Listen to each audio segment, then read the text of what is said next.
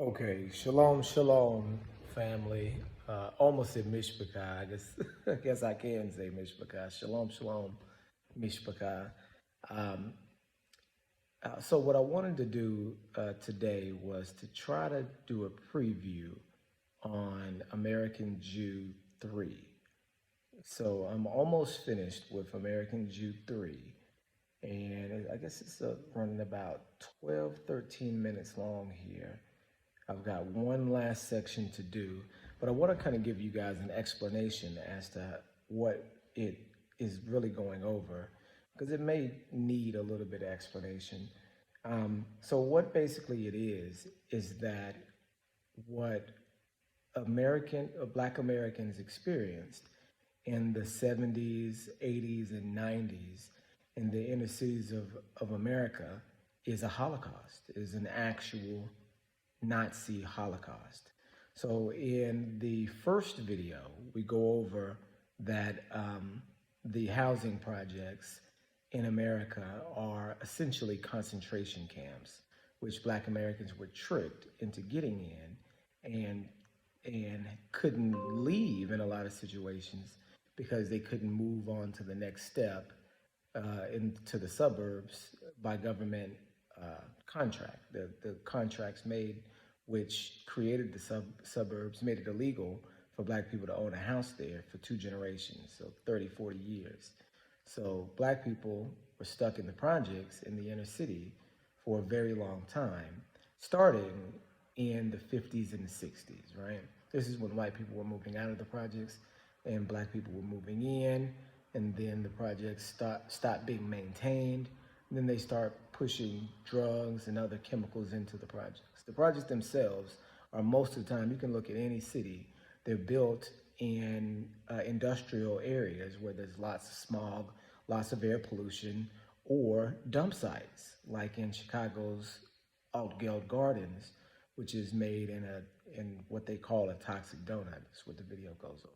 That's the first video, that Black Americans are Jews, actual Jewish people, Hebrew people, Israelite people from the Bible, descendants of Abraham, Isaac, and Jacob, that are living in concentration camps in America in the way that you in history believe, and it was, that the white Jews that we know about lived in Germany in Jewish ghettos and concentration camps where they were assigned to death in Nazi Germany.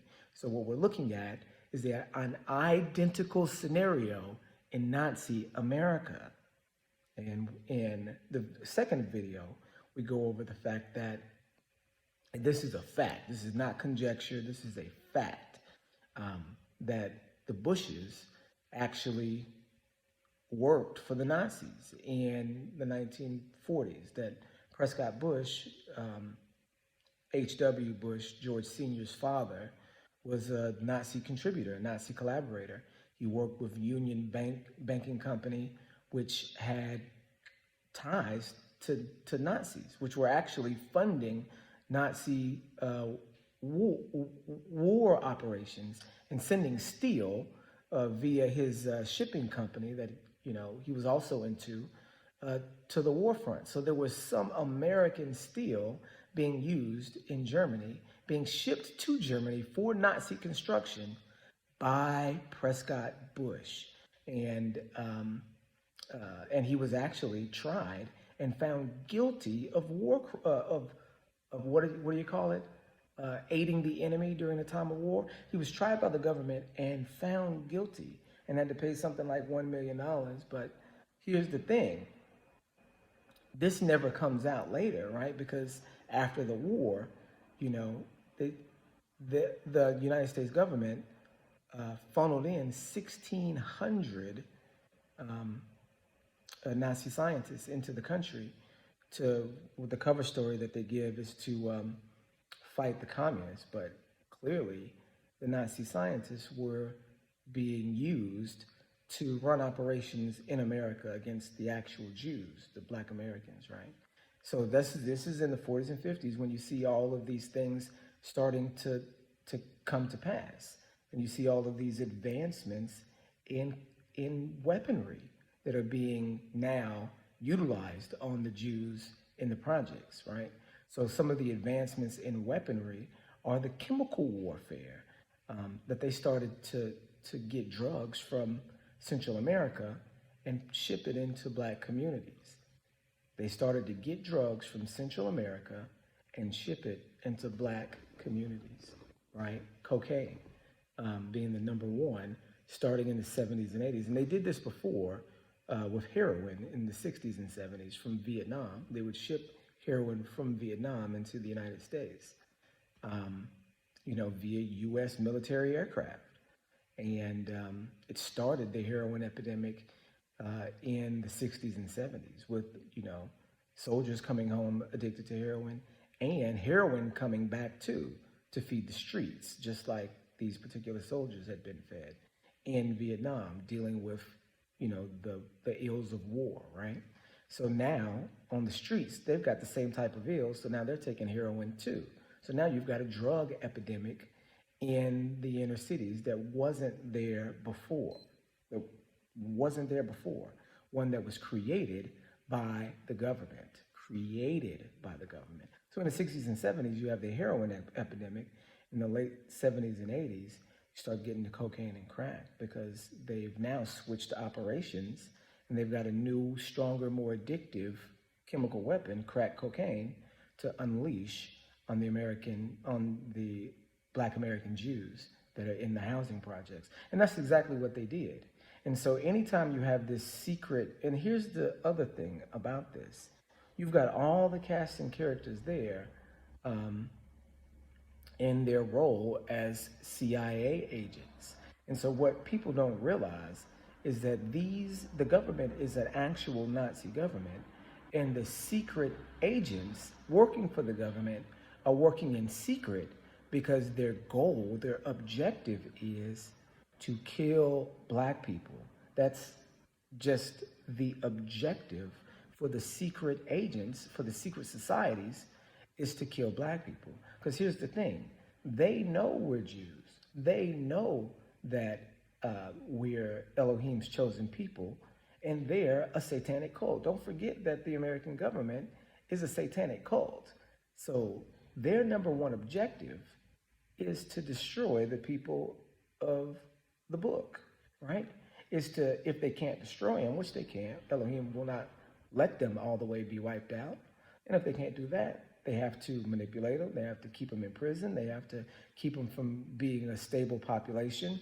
They have to keep the families broken. They've got to do that as a matter of national security.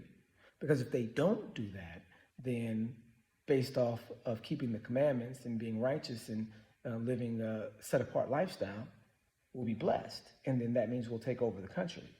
I mean, even without living a set-apart lifestyle, in the 1920s, the black culture started to begin to take over the country, and black people started to become wealthy, and then they had to put a stop to it. We talked about that in one of the last videos. But getting off the subject here, this is what American Jew 3 is about. It's about the actual Holocaust, because the amount of people that died in the crack era is in the millions. The amount of people that were incarcerated in the crack era is in the millions.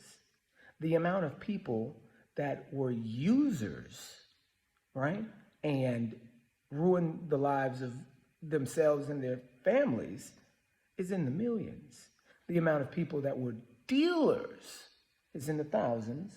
But again, all of these being funneled in and out of the prison system, which ends up being millions. So you really have, based on the United States government, pushing crack cocaine into the inner cities, promoting drug dealing, using the film industry, which is exactly what they did with Scarface. Don't think that they didn't do this to promote the